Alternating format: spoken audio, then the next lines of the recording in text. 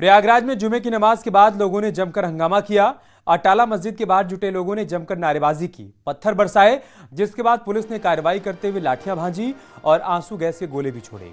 कानपुर में हुई हिंसा का हर जिले में पुलिस अलर्ट मोड पर थी, लेकिन आज फिर जुमे की नमाज के बाद लोगों का हंगामा देखने को मिला, जिसकी 4 तस्वीरें हम आपके सामने रख रहे हैं।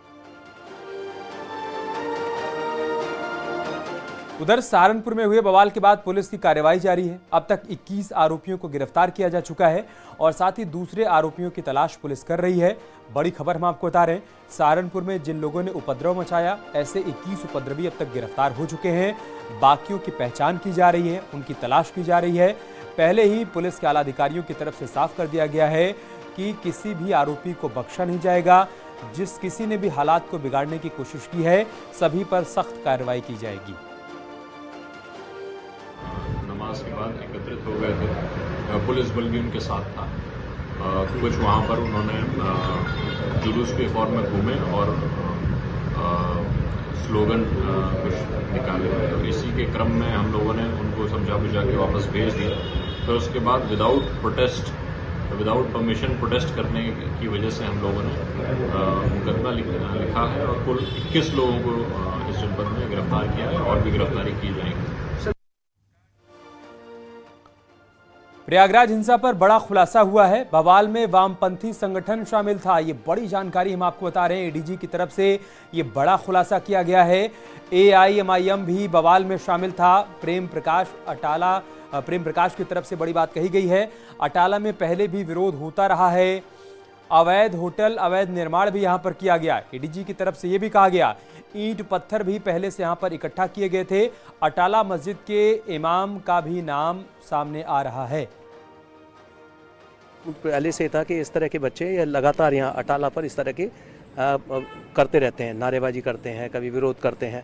और यहाँ कुछ अड्डे ऐसे बना दिए गए हैं जिनमें बिरयानी के अड्डे, अवैध होटल, नाले के ऊपर निर्माण किए जा रहे हैं। तो ये लगातार ये लोग इसके भड़काने का काम कर रहे थे। वहाँ उन्होंने ईंटा पत्थर इकट्ठा किए थे, तो इन सभी लोगों पर कार्रवाई की जाएगी। इसमें अटाला में जो बड़ी मस्जिद में पेशे इमाम था, उसका भी नाम इसमें सामने आया था।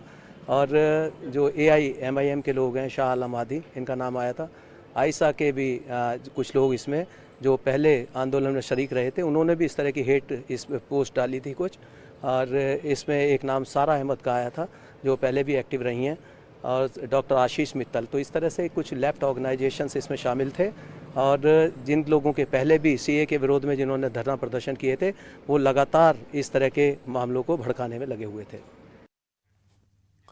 उधर अलीगढ़ में प्रदर्शनकारियों का बवाल देखने को मिला। जुमे की नमाज के बाद प्रदर्शन किया गया, प्रदर्शनकारियों पर लाठीचार्ज भी किया गया।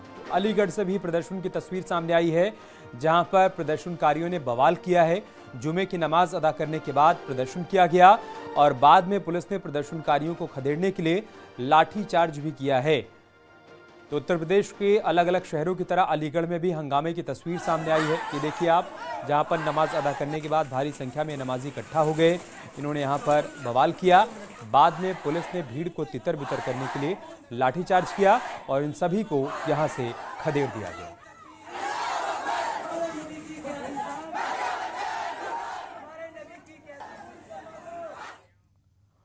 सहारनपुर में नमाज के बाद उपद्रवियों ने जमकर हंगामा किया, सड़कों पर आकर जमकर पत्थरबाजी की और पुलिस से भिड़ गए।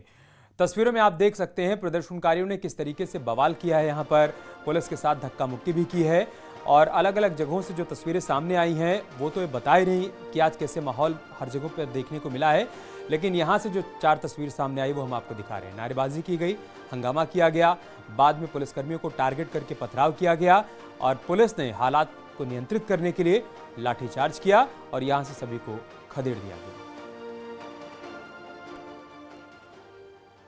और अब हम आपको मुरादाबाद में हिंसा और बवाल की 3 तस्वीरें दिखाएंगे, जहां नमाज के बाद मस्जिद से निकलकर बदमाशों ने पत्थर बरसाए, उसकी तस्वीरें सामने आई हैं। नारेबाजी की गई है नमाज के बाद और बाद में इस भीड़ ने यहां पर जमकर हंगामा किया है और पुलिस को मजबूरन एक्शन लेना पड़ा। लाठीचार्ज कर पुलिस ने सभी प्रदर्शनकारियों को यहां से खदेड़ दिया।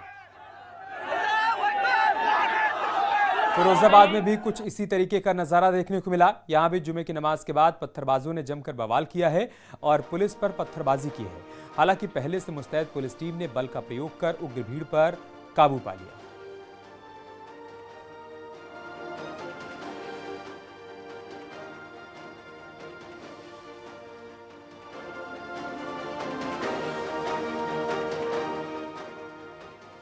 और हमारे दो सहयोगी इस वक्त हमारे साथ लाइव जुड़ चुके हैं। राजीव सिंह हमारे साथ जुड़े हुए हैं और प्रयागराज से सर्वेश हमारे साथ जुड़े हुए हैं। सबसे पहले सर्वेश, मैं आपसे अपडेट ले लेता हूं, फिलहाल वहां पर हालात कैसे हैं? क्योंकि पुलिस के आला अधिकारियों की तरफ से ये कहा जा रहा है कि सब कुछ वहां पर अब ठीक ठाक है, शांति व्यवस्था कायम हो गई है। और एडीजी ने इस बीच कुछ बड़े खुलासे भी किए हैं कि वामपंथी और AIMIM के लोग भी इसमें शामिल थे। जी, निश्चित तौर पर एडीजी साहब ने जैसा बताया कि यहाँ पर वामपंथी संगठनों के साथ ही AIMIM के कुछ लोग शामिल थे और इसके साथ साथ उन्होंने ये भी जानकारी दी कि यहाँ पर स्थानीय पार्षद और समाजवादी पार्टी के कुछ नेताओं का भी नाम इसके पीछे आ रहा है और खासतौर पर जो लेफ्ट संगठन है उनके तमाम उन नेताओं का नाम सामने आ रहा है जो कि CA और NRC के वक्त जो आंदोलन हुआ था उस समय वो काफी एक्टिव थे। ऐसे भी नाम आ रहा है, तो इन सबको लिस्ट किया गया है। और अब तक जो मैं सबसे बड़ी अपडेट आपको बता रहा हूं कि इस पूरे मामले में जो पत्थरबाजी और बवाल और हिंसा हुई है उसमें करीब 1 दर्जन लोगों को पुलिस ने अब तक हिरासत में लिया है और एक लंबी सूची तैयार की जा रही है। जैसा कि संकेत एडीसी साहब ने दिया है खुद की, अब उनके खिलाफ जो उनके आपराधिक रिकॉर्ड है उसके हिसाब से उनके खिलाफ अराएं लगाई जाएंगी, कार्रवाइयां की जाएंगी। और जो बलवे में शामिल थे, जो कि सामने नहीं थे लेकिन उसके पीछे थे, उनकी कुंडली भी निकाली जाएगी और उनके खिलाफ NSA तक की कड़ी कार्रवाई की जाएगी, 307 की कार्रवाई की जाएगी। सबसे बड़ी बात है कि इस पूरे हमले में जो मॉड्यूल रहा है वो छोटे छोटे बच्चों को आगे किया गया है और छोटे बच्चों को आगे करके, और मैं इस वक्त आपको दिखा रहा हूँ वो गलियां और वो इलाका जहां पर सुबह पत्थरबाजों ने पत्थरबाजी की थी। और मैं लगातार आगे बढ़ रहा हूँ और दर्शक देख रहे होंगे, ये वो गलियां हैं जो गलियां उस समय खचाखच भरी थी, लोग नारेबाजी कर रहे थे, पत्थरबाजी कर रहे थे। लेकिन अब यहाँ पर सन्नाटा पसरा हुआ है, यहाँ पर सिर्फ पुलिस फोर्स है जो कि यहाँ पर मौजूद है। कुछ लोग जरूर घरों से बाहर निकले हैं लेकिन पूरी तरह से यहाँ पर शांति व्यवस्था बनी हुई है। और ये वो इलाका था जो करीब 3-4 घंटे पहले पूरी तरह से यहाँ पर शोर हो रहा था और लगातार पत्थरबाजी चल रही थी। और लेकिन अभी जो है वो बड़ी कार्रवाई की तैयारी है और लगातार खुलासे हो रहे हैं। दो बड़ी बातें आपने सर्वेश बताई, एक तो ये कि हालात अब वहां पर काबू में हैं और दूसरा है कि 10 से 12 लोगों को गिरफ्तार किया गया, हिरासत में लिया गया, उनसे पूछताछ की जा रही है और साथ ही बड़ी कार्रवाई की तैयारी पुलिस यहां पर कर रही है। राजीव से एक बार अपडेट ले लेते हैं। राजीव, आपके पास क्या अपडेट, क्या जानकारी है? आज जो अलग अलग जगहों से तस्वीरें सामने आई हैं उसके बाद पुलिस हेडक्वार्टर में किस तरीके की हलचल है, क्या एक्शन प्लान है आगे का?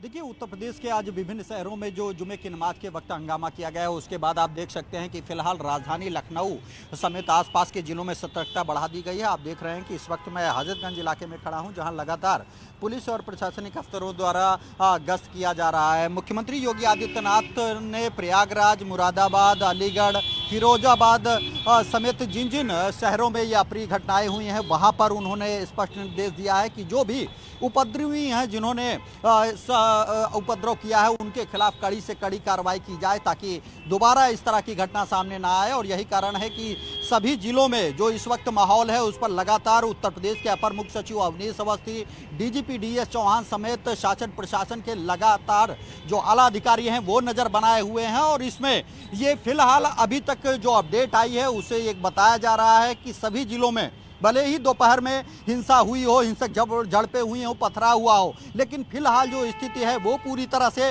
नियंत्रण में है। हालांकि तनावपूर्ण स्थिति बनी हुई है लेकिन अगर देखा जाए तो भारी संख्या में पुलिस फोर्स की तैनाती की गई है। जिन जिन जिलों में जहां पर जो जरूरत जैसी महसूस की गई है वहां पर PSC पुलिस के साथ केंद्रीय सुरक्षा बलों को भी भेजने की बात यहाँ पर कही गई है, निर्देश दिया गया है। तो ऐसे में अगर बात करें तो फिलहाल जो स्थिति है वो नियंत्रण में बनी हुई, लेकिन तनाव अभी भी बना हुआ है। तो ऐसे में देखना होगा जो ये रात है ये काफी अहम होगी कि कहीं ऐसा ना हो कि दोबारा लोग सड़कों पर उतरे। लेकिन सबसे बड़ी बात यह है कि जैसा कि एडीजी प्रयागराज ने बताया कि ये एक सोची समझी साजिश के तहत किया गया था, क्योंकि आपने देखा अमित कि जिस तरह से सोशल मीडिया पे ये मैसेज किए जा रहे थे कि आज उसका विरोध किया जाएगा, तो कहीं ना कहीं स्थानीय स्तर पर जो लोकल इंटेलिजेंस यूनिट है या जो उसके फेल्यूर सामने आया है कि आखिर जब इतना बड़ा अलर्ट था, जब हमें ये पता था कि ये इस तरह का विरोध हो सकता है, तो ये घटना कैसे सामने आई। और यही कारण है कि पुलिस प्रशासनिक अधिकारियों का शासन में बैठे उनका कहना है कि पहले हम स्थिति को नियंत्रण करेंगे और फिर जो उसके बाद इसकी भी जिम्मेदार होंगे उनके खिलाफ कड़ी कार्रवाई की जाएगी जिन्होंने उपद्रव किया है। ठीक है, आप बने रहे हमारे साथ। सर्वेश के पास एक बार फिर से चल लेते हैं। सर्वेश, कानपुर हिंसा में भी ये देखने को मिला था, जब पोस्टर जारी किए गए, जिन लोगों ने वहां पर पथराव किया था उसमें बहुत सारे नाबालिग थे। और जैसा आप बता रहे हैं कि प्रयागराज में भी एक नया मॉड्यूल देखने को मिला है, यहाँ भी बहुत सारे बच्चों को आगे कर दिया गया था और यहाँ तो बहुत सारे लोगों ने मुंह भी ढक रखा था, मतलब चेहरा छिपा रखा था। तो इसका मतलब है कि सुनियोजित साजिश थी ये? जी, निश्चित तौर पर ये सुनियोजित साजिश थी और यहाँ पर मदरसे में पढ़ने वाले और मस्जिदों में पढ़ने वाले बच्चे जो है उनको भड़काया गया था और कहीं न कहीं वो इस पूरे उपद्रव में पत्थरबाजी में शामिल थे। और सबसे बड़ी बात है कि अटाला मस्जिद का जो इमाम है उसका भी नाम पूरे मामले में सामने आया है और इसके साथ AIMIM और समाजवादी पार्टी और इसके साथ साथ जो CAA NRC के समय आंदोलन चल रहा था उसके भी कुछ लोगों का नाम सामने आया है। और एडीजी ने साफ तौर पर कहा कि जो नाम भी सामने आए हैं इन लोगों के खिलाफ सख्त कार्रवाई की जाएगी, इनके खिलाफ NSA तक की कार्रवाई की जाएगी। तो कहने का मतलब है अब वो कार्रवाई शुरू हो चुकी है, उन तमाम लोगों को चिन्हित किया जाएगा जो लोग इसके पीछे हैं। और उनका यह भी दावा है कि इसके पहले इनपुट थे इस बात के और शासन के अधिकारियों ने भी इस बात के इनपुट दिए थे, उसके बावजूद इस घटना को उनको पाबंद किया गया था। तमाम लोग जो नाम आए थे लेकिन उन्होंने उसके बाद, लेकिन फिलहाल हालात नियंत्रण में है, ये अच्छी बात है। बहुत शुक्रिया आप दोनों का हमारे साथ जुड़ने के लिए और विस्तार से तमाम जानकारी हम तक पहुंचाने के लिए। एक छोटा सा ब्रेक लेंगे, बहुत जल्द होगी वापसी।